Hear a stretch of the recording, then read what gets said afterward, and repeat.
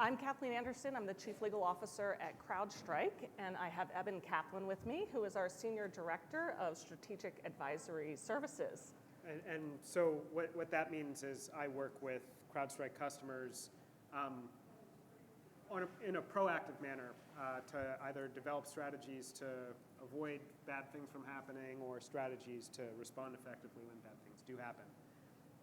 Great. You want to flip to Nusa? So, disclaimer, near and dear to my heart. Hopefully you read it. Next one. All right, so we're here to talk today about the SEC cybersecurity disclosure rules. And unless you've been living under a rock, you've probably heard a lot about them this past year. They were in play draft-wise for some time, and then they came into effect in December of 2023. But an important event happened about 2 months before that, which is the SEC filed a first-of-its-kind civil action against SolarWinds and their CISO. And that litigation was novel for two reasons. One, it's the first ever civil action challenging cybersecurity disclosures specifically, and also the first civil action naming an executive related to cybersecurity disclosures. And I bring this up because it really colored, I think, for many of us, how we're feeling about the SEC cybersecurity disclosure rules, which is, I would say, anxious. I have always had a great relationship with the CISOs that have been at CrowdStrike and other companies, but now I am our CISO's best friend, which is awesome. But we're try to bring the anxiety level down a little bit during this talk. And we're going to talk about first the 8K disclosure, which got a lot more headlines because of the 4-day notice, the 4-day rule of disclosing after you determine an incident's material. So we're going to start with that. But then we're going to talk about the 10K disclosure, which, spoiler, is Eben's favorite part of the new cybersecurity rules. Yeah, risk is important. Okay. So Eben's been spending a lot of time with customers over the last, since December. So what are you seeing on the ground, on the front lines? So I think what you just said about the anxiety level being really high is accurate. CISOs recognize that they have personal liability, maybe in a way that they didn't previously. You could face fines or even jail time for basically doing your job is kind of a scary prospect, as if being a CISO wasn't scary enough to begin with. I think that the key factor here is that there's a bit of what you might call a moral hazard, where CISOs aren't always empowered, and I think we all know this. CISOs aren't always empowered to actually accept the risk or treat the risk, but now they're on the hook. So other executives might be accepting a risk, but the CISO feels that their neck is the one that's on the line. And so we're seeing a lot of different strategies here. It's gone to some extremes where they're taking out their own D&O insurance policies or getting themselves added to their company's D&O policies. That's directors and officers, in case nobody's familiar with that. But the other thing that they're doing, and I think that this is really important, is they're being a lot more frank and straightforward with their executives. And executives are also expressing more interest, because it's not just CISOs who are anxious. I think CEOs and CFOs and CIOs are also recognizing that their necks also are potentially on the line. And so they're asking questions. They're asking to engage with information about the cybersecurity program, with information about the risks that exist within that environment. And I think many CISOs can tell you, stories of briefing metrics to executives or to boards that, let's be honest, the board doesn't really understand, and the colors on the slide are green, so it's all okay. And that's not happening anymore, or at least that's happening less frequently on both sides. The board and the executives are asking more questions about kind of what underlies that, and the CISOs aren't whitewashing things as much. They're more concerned about things looking bad and getting the help that they need than things looking good and maybe keeping their job. I think being the bearer of bad news is probably a little bit easier for a CISO today than it used to be. So Kathleen, the other piece of this, and especially on the disclosures, we've seen a lot of companies filing 8Ks since the rule went into effect. And I know that you track those. Are you seeing any trends? I am. So I've been tracking all the 8K disclosures since December, and I'm somewhat surprised by the results. So when we were thinking about the rules, it was like, 4 days. But then we were like, whew, okay, after I determine its material. So, okay, it's going to take, we're going to have an incident, and then we're going to have to investigate. We're going to have to gather facts, kind of, to even be able to start a materiality assessment, right? We have to sort of let this play out and see what's going on. So I think many people, and the SEC has actually said this, is they're not expecting that anyone's going to know that an incident's material on the day it's detected, outside a very unusual circumstance. But what we're actually seeing play out is more, I would say, fairly rapid disclosure, with everybody saying that they don't know if the incident's material or not yet. So that's sort of the trend that we're seeing. There's a variety of reasons why that could be the case. The most obvious one is that we're only seeing what's actually being disclosed, right? So there's a number of things that are probably out there where people might be taking more time, or maybe they determine something isn't material, so they're not filing. So there's obviously a set of data that we don't see. But as we walk through, we're going to walk through a materiality assessment and sort of the criteria that we've been thinking about. And as we do that, you'll see that there's probably some factors where, if all things being equal and maybe you're not sure if something's material or not, that might be skewing you towards making an earlier disclosure. So that's what we're really seeing play out right now. Maybe it'll change. It's only been 6 months. Right. Okay, so sometimes I like to make things simple because it makes me feel better. So at a very, very high level, when you're thinking about materiality and you're in a public company, you really need a process for how this is all going to work, and then thinking about criteria for what might factor into what is material. And that criteria is actually going to, some of it will be overlapping in the same for many companies. Some of it will be different for different industries, and then some of it's going to be really specific to your company. We have found that thinking through it in advance is really helpful, and I would also suggest tabletopping it is also helpful. When we did it, we had a bunch of people talking about factors that we hadn't considered, so we were able to sort of refine our playbook along the way. So Eben, what are you seeing? I know you've tabletopped a lot of these for companies. What are you seeing process-wise? So process-wise, there are two things that almost every company that I've exercised has already figured out.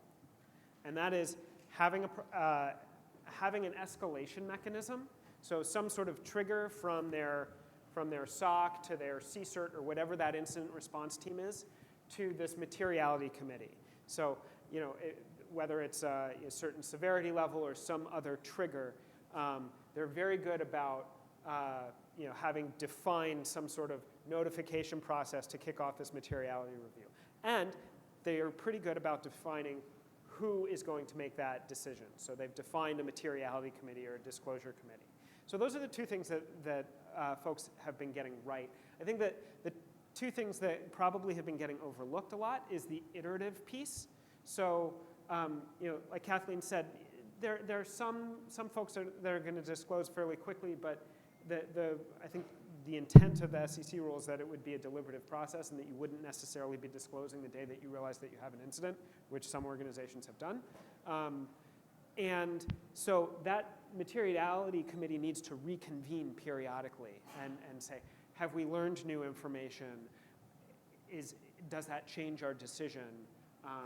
What information are we missing that would allow us to make a decision? When do we think we're going to have it? And then let's meet again then. That part's missing from most organizations' process. And the other thing that's missing, and this really falls into the criteria piece, but I think it's important to talk about it in the process piece, is making sure that there are qualitative factors as well as quantitative factors informing the materiality analysis, because I think people just think about it like a math problem, and it's a lot squishier than that.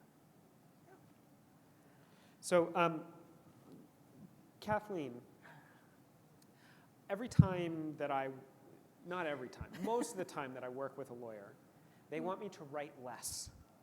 Don't put it in an email, pick up the phone.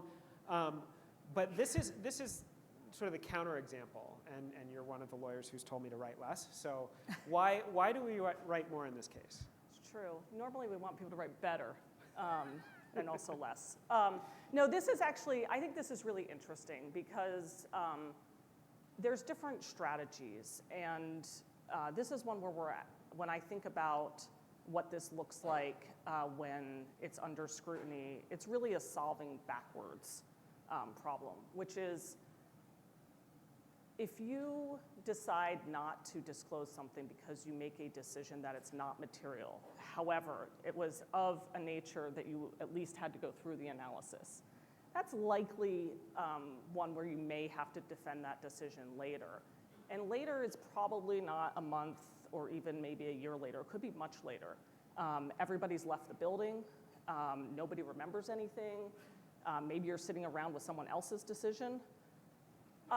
So getting the documentation, I think it's important to actually document why you decided what you decided based on what and when you had it. And I say this, and we generated a template as part of our incident response plan about how we'd keep this data and information, because one of the things with the iterative process is it's very likely all the data is not going to be available to you at the time, and maybe your materiality committee is meeting, and they need X, Y, and Z logs that aren't available, and part of the analysis, and what I would want to have a record showing later, is that we didn't have this data. We thought it was important, and why we didn't have the data.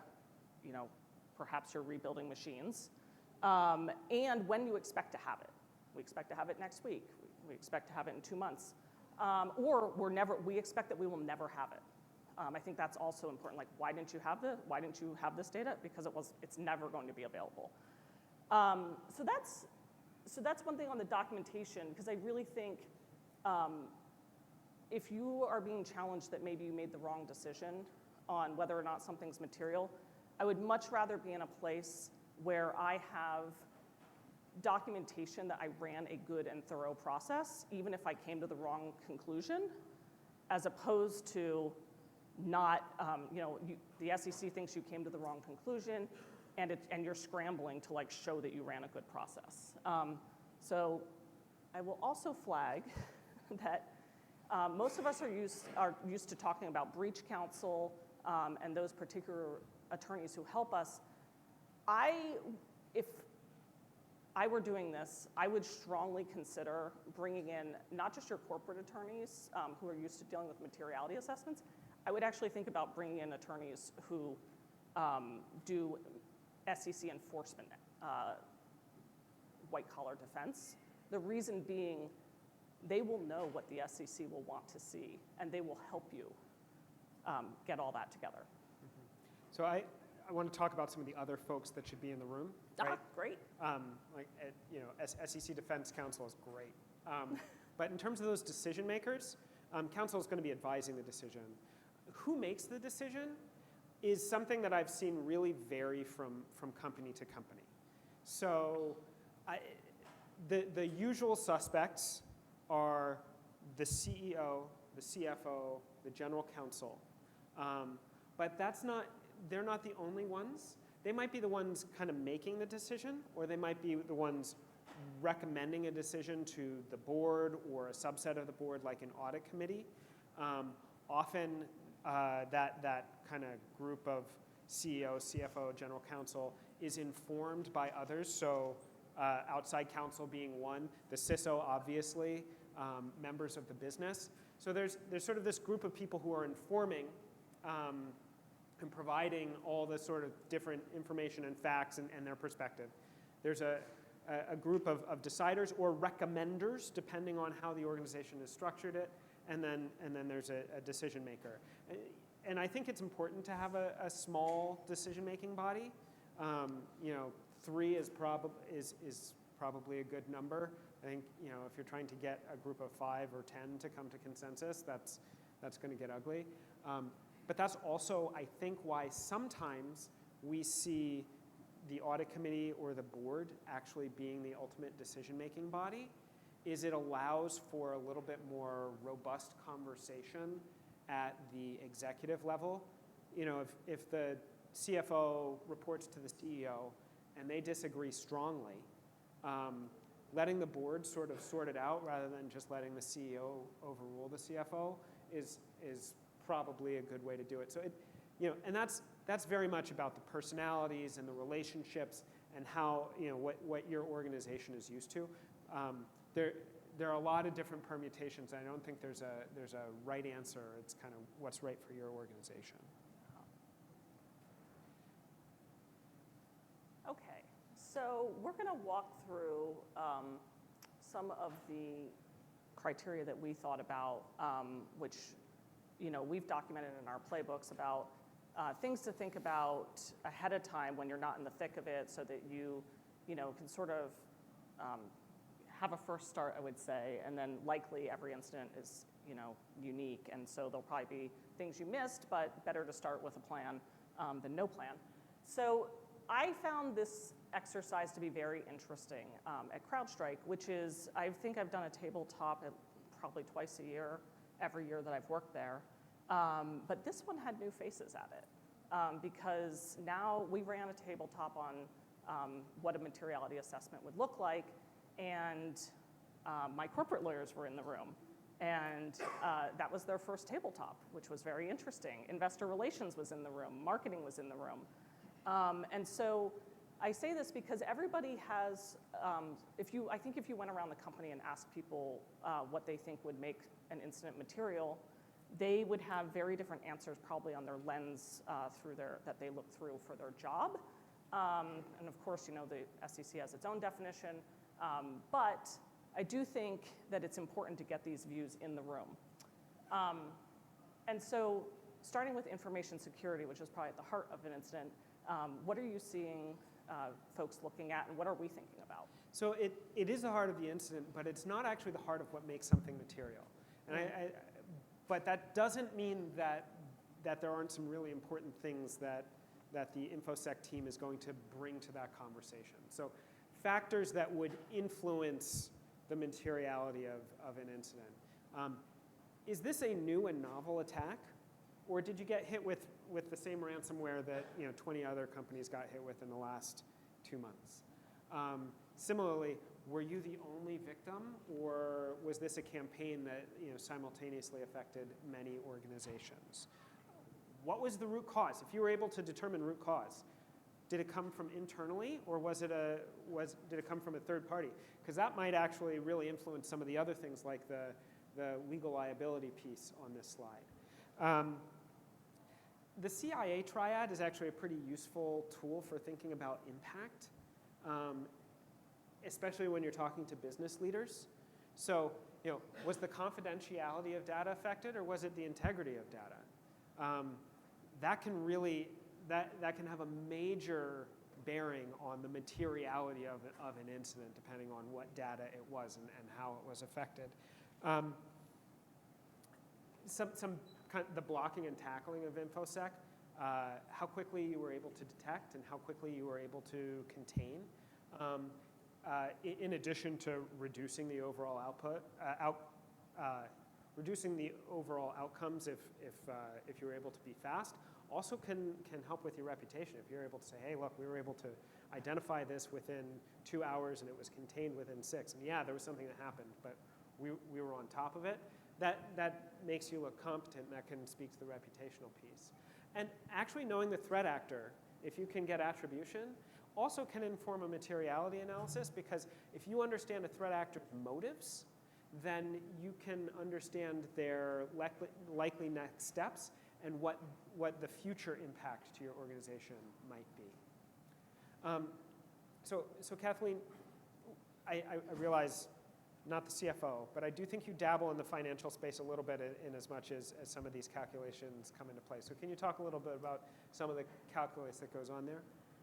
I can. I think the financial one, is sort of fun if you like things that are ironic, which is the SEC basically said, hey, don't worry. Materiality is a very common concept. It's what if a reasonable investor would think it was important to their decision making, which is true. In the legal and finance world, that is the definition. That's how we figure out many things that we're doing. And so I think on some level, because there was no new definition of materiality, we had this sort of warm safety blanket. But the fact of the matter is it's actually really hard to think about the financial impact of an incident because it's changing as you learn more about it. And some of it's unpredictable. And I think for certain industries, it's probably, or certain incidents, it's probably fairly straightforward. But for many complex incidents, it's actually hard to predict what the financial equivalent is of sort of cascading effects.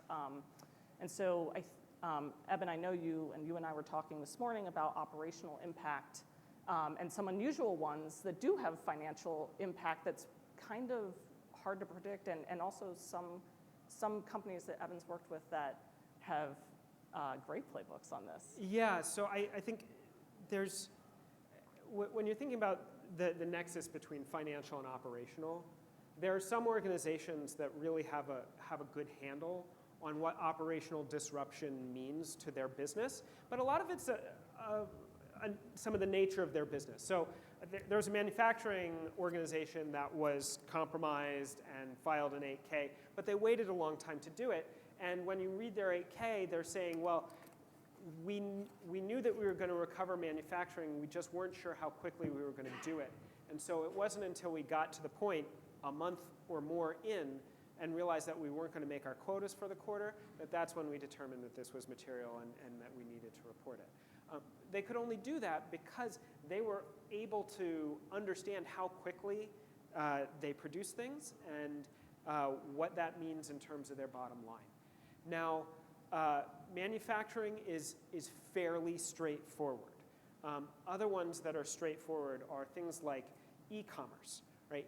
E-commerce sites have very good data about how much business they do in any given hour, and even if there's an outage, because not all outages are caused by cyber incidents, so they have a sense of this, how much of that lost business they recover in the next hour or two. So they have good models for that, and they can be very, very precise about that. I did a tabletop for a TV studios, or it was, I guess, a bunch of TV networks, and when we had an outage, their CFO just opened up a spreadsheet, and he's like, what day is it? What time of day? How long? And he was able to give us dollars and cents on the lost ad revenue, because it's that straightforward. But those are the easy ones. Let's think about meat packing or trucking. You can have a disruption in a meat packing process that, let's say it lasts a couple hours, lasts a day. You can say pretty easily how much product was not being produced. But the ripple effect is actually on the workforce. The folks who work in a meatpacking plant are not all that excited to come to work. And if there's no work for them that day, they're going to go to the plant up the street. If you aren't able to pay them one day, they're not going to come back. So a few hours or a one-day disruption to the operation can actually have a months-long ripple effect on the labor supply for that business. Same is true with truckers. If the load isn't there for them to pick up, they'll just go someplace else and pick up another load. So those are a lot harder to define. Another example might be subscription businesses. You think about streaming services. Like if your favorite streaming service isn't available to you for a couple hours because they were having some sort of incident and they're down, it's probably not going to tip the scales for you until it does, right? And so what is that inflection point? That's very hard for them to gauge. The other one that I think is really tricky is R&D. So especially if you're thinking about like pharma or biotech industry where even a small outage in an experiment where you need to have continuous data and no uncertainty about the integrity of that data over a long period of time, a small hiccup can actually cause the loss of years of research and investment. So that's another one where it can be harder to calculate, and you don't often know until you're further down the line where you are. The other thing that I think is really important about this is we're pretty conditioned as information security professionals to only speak the facts, right? And this is, when you're talking about PR in an incident, you want to make sure that you're only stating the things that you know, and that your press folks aren't going to get out there and say something that's not true and then get you in trouble because it can be disproven. And I think we're all familiar with that. But regulatory reporting is not a PR exercise, and the way you say things in a regulatory filing really matters. In particular, half-truths. So we have no evidence that any data was taken or any customer data was taken is a line that I'm sure you have read in dozens of press releases, and that's fine. But I think that you also know that in at least some of those cases, they had evidence that the logs were deleted, and so the bad guys destroyed the evidence. That's a half-truth. And there was a Supreme Court case actually last month. It was an SEC case. It was not cyber-related. But the SEC really cracked down on the disclosing company speaking in half-truths and only giving part of the story. And I think that that's a really important thing for us as security professionals to understand when dealing with this set of problems, is that it's not just only facts, it's also complete truths. Yeah, this is a really important one, and I think one where having a great relationship between your legal team and your security team is vital, not just for 8K as well, and we'll talk about it with respect to the 10K as well. But I will, of course, draft something in the first instance for someone to look at, and I've got a story I want to tell. Wouldn't it be nice if we could say all of those things? And then I hand it over to security and I say, please fact check this. And I might write, there is no evidence of X. Spoiler, I was a litigator by trade. I have a biology degree. I'm not a software engineer. I might not know, so if you don't tell me, like, hey, we don't have X, but just FYI, it's probably because X was deleted or whatever, that. So having a relationship where you feel like you can challenge back and forth is really, I think, really important and critical, because I might not be intending to give a half-truth or to say something, but if no one flags for me that it is that way, you might just be letting me drive a train off a cliff. So this is one where, just pairing up and actually going through stuff line by line and talking through it, I think is really important. So Kathleen, can you also talk just a little bit about the regulatory and legal component? I realize that that's everybody's favorite topic.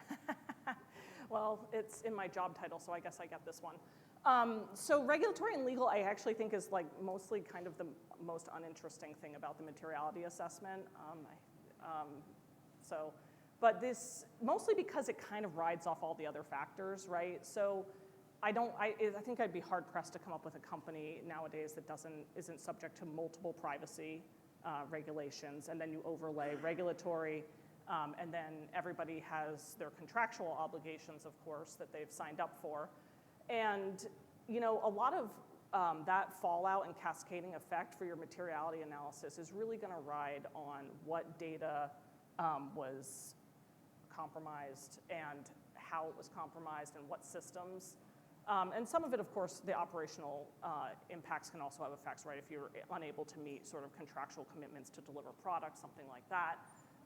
And so I say I love my job, but I say it's uninteresting mostly because it just kind of rides off all the other factors as you're doing this. But it's certainly a consideration, and honestly, it's another one that's a little bit hard to tell and is going to unfold as you're going through an incident.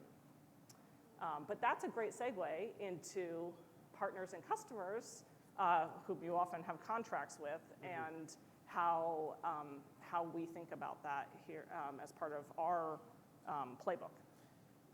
Yeah, so I think one thing that I think most businesses know is that not all customers and not all partners are created equal. There are just some that are more important than others. And so it's who, how important are they? It's also how many, because you can certainly make up for the magnitude. And then a lot of it is the nature of that impact. So, did you lose customers PII? Because at this point, they're probably attuned to that.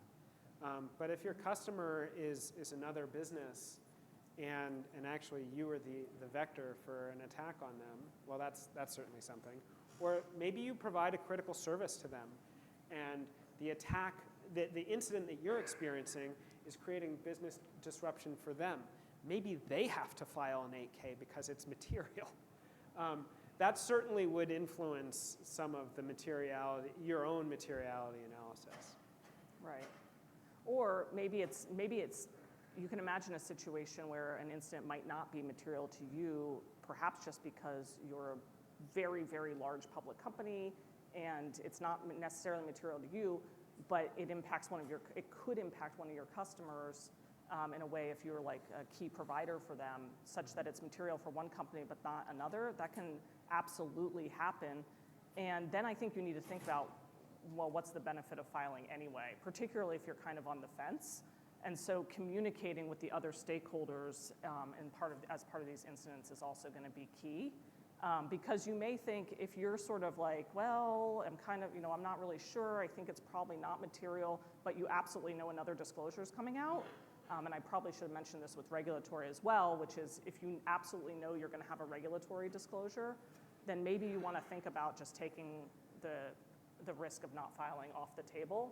There's other consequences to that, but it would not be an unreasonable decision to think about. Yeah, and I mean the other thing is data leak sites.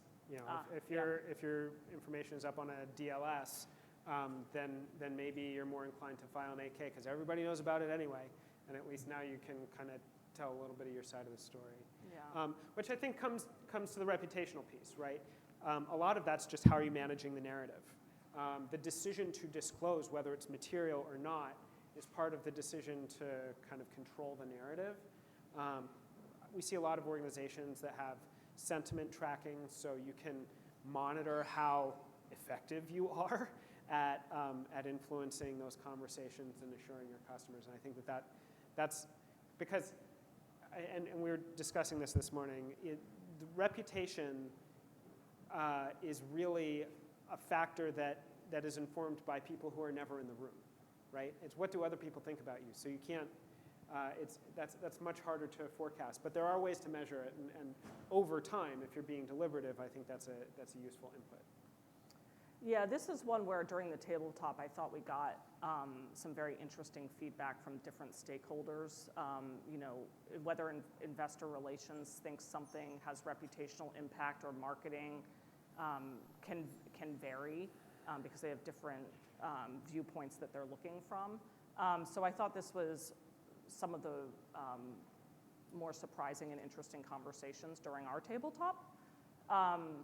And then, another one of investor impact is sometimes timing will matter for them, right? If you have an incident in the first month of your quarter, but you can get everything together and you're not going to have an impact to filing your financial statements, that may sway things one way, versus if you have a problem and you actually can't get your financial statements out the door, that's almost certainly going to have an investor impact, and of course, if you have impact to your guidance as well.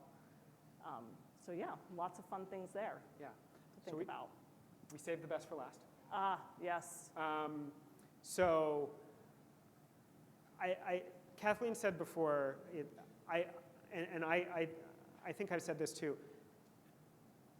Everyone's focus on the SEC rules has been on the 8K requirement, this materiality disclosure, and that's what we've spent the last half hour talking about. I actually think that the bigger risk to organizations comes from the 10K requirement.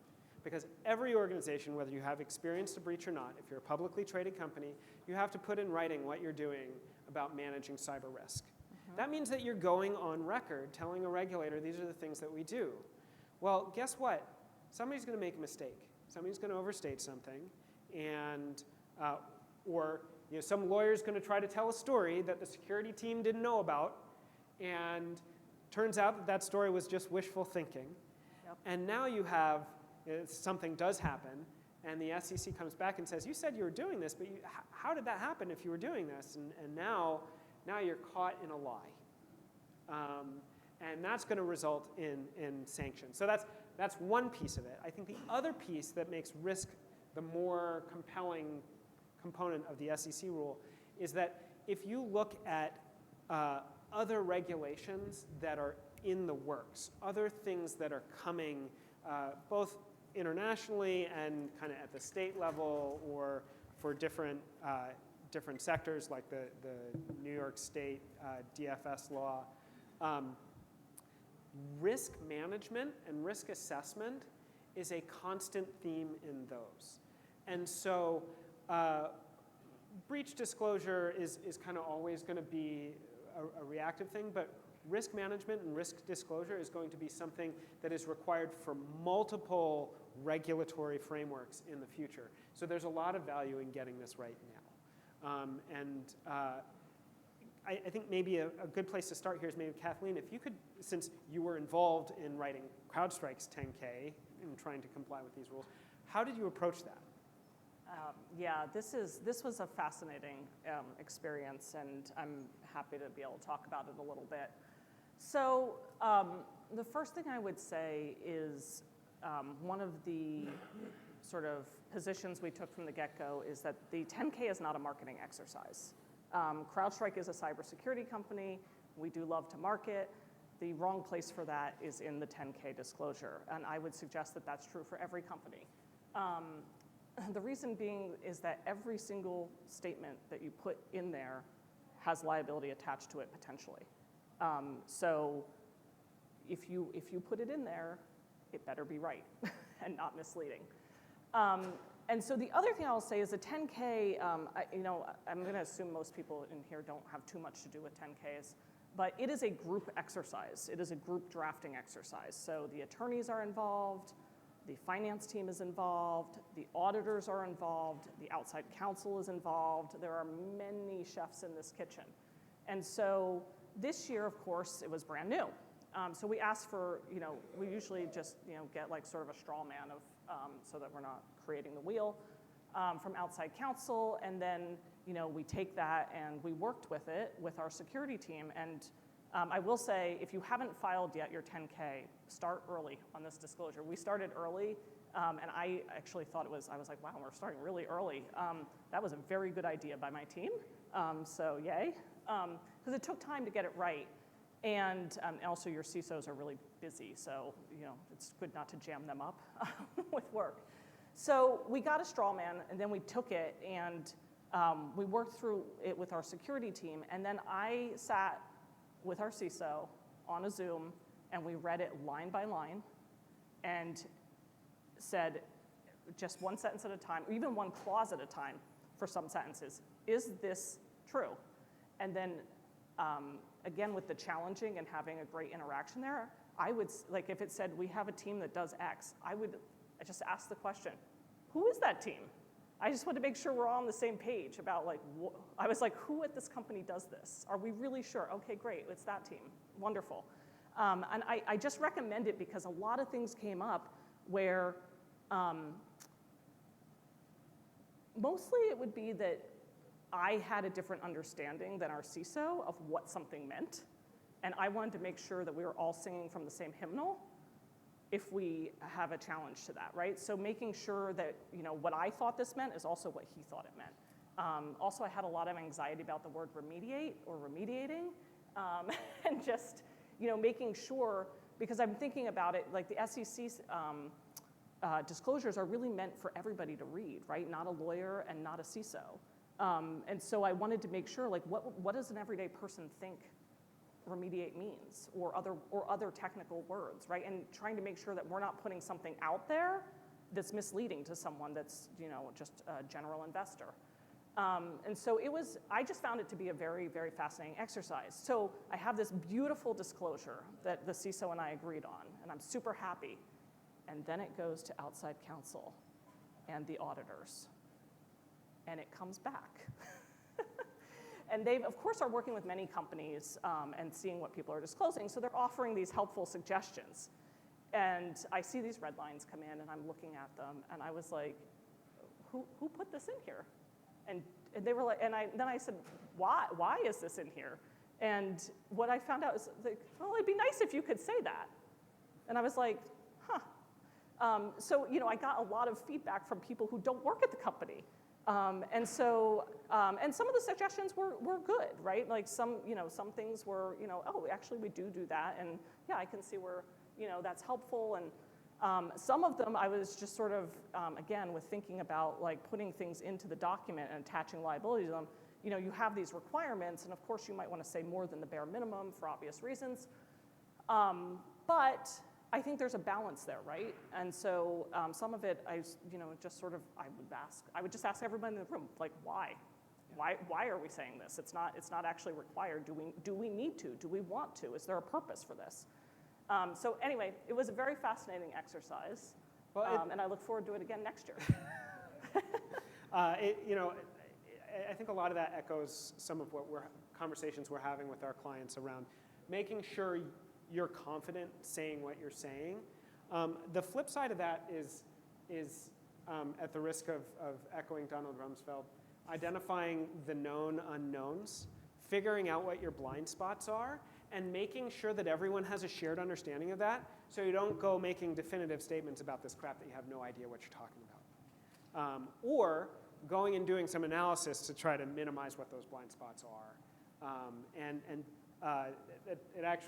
That also helps with the reporting up to the executives and saying, hey, we're confident in this, but we have no idea about this stuff over here. And there's a lot of risk associated, or at least uncertainty associated with that. That's actually one way that CISOs can help limit their liabilities, by reporting on what those blind spots are and what the potential risk associated with that is.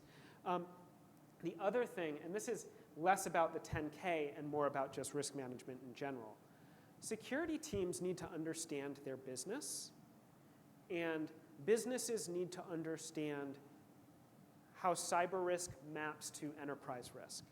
There's a two-way street. In my experience, very few organizations have a mature cyber risk management program. Many have a cyber risk management program that is completely separate from their enterprise risk management program. Why? It's all risk. It should be bundled together, but it's that the risk management folks don't understand the cybersecurity piece. So there's some education learning to map those things together and make sure that there's an apples-to-apples comparison. Similarly, security folks need to understand what matters to the business. What are your high-value assets? What are the systems that support them? What is the state of the security around those systems? Really basic risk management mapping that can actually reduce risk and also result in better dashboarding or accurate reporting to executives in the future. So in terms of how to move forward, I think the first thing on the slide is the thing that most organizations have already done, right?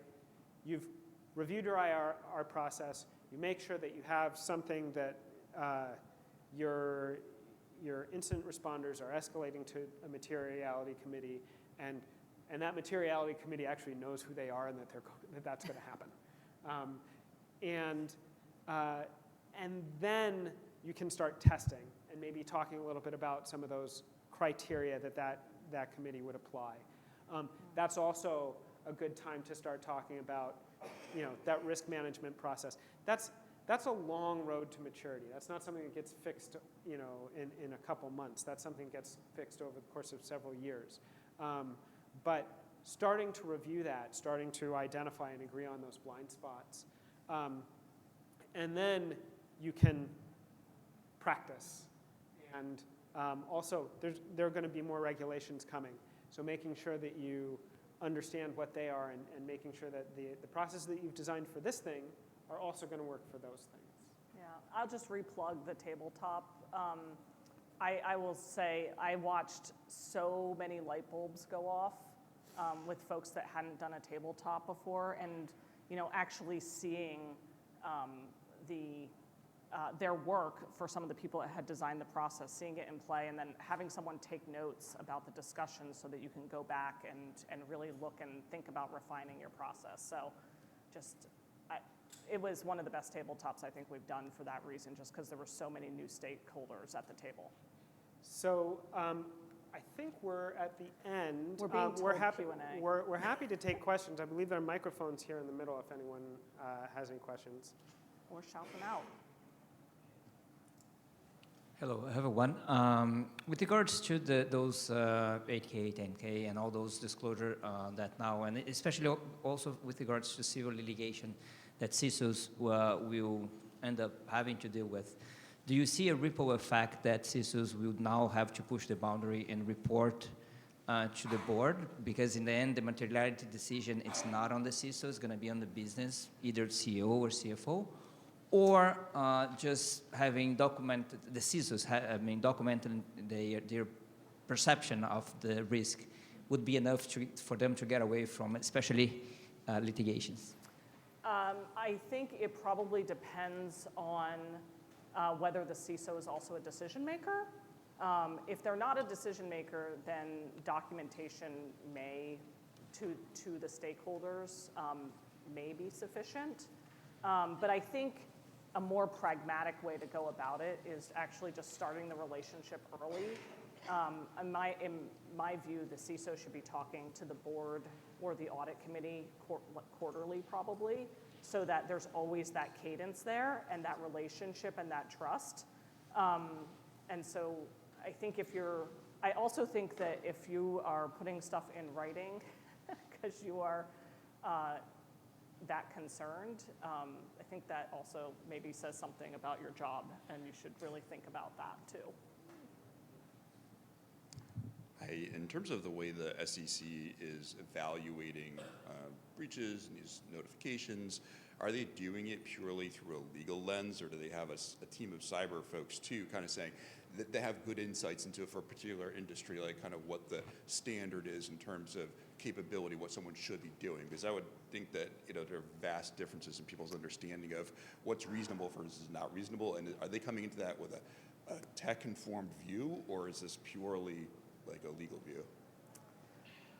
That is a great question, and I am not an SEC enforcement lawyer, but Jonathan, I'm going to say something that's Kathleen's view and not CrowdStrike's view, which is if you read the complaint against SolarWinds and Tim Brown, I have concerns that there are many emails like the ones cited at many companies. If you have a disgruntled engineer who is having a frustrating day, perhaps they are sending, fiery emails off. And I do think, I think the amicus briefs that were filed in that case may suggest some different viewpoints from the security community that perhaps demonstrate a lack of real-world experience. That's what I would say. That's Kathleen's view. I'll add just a couple quick comments. One, there are certainly cybersecurity experts who work at the SEC and advise. I know that to be true, that is a position. Sure.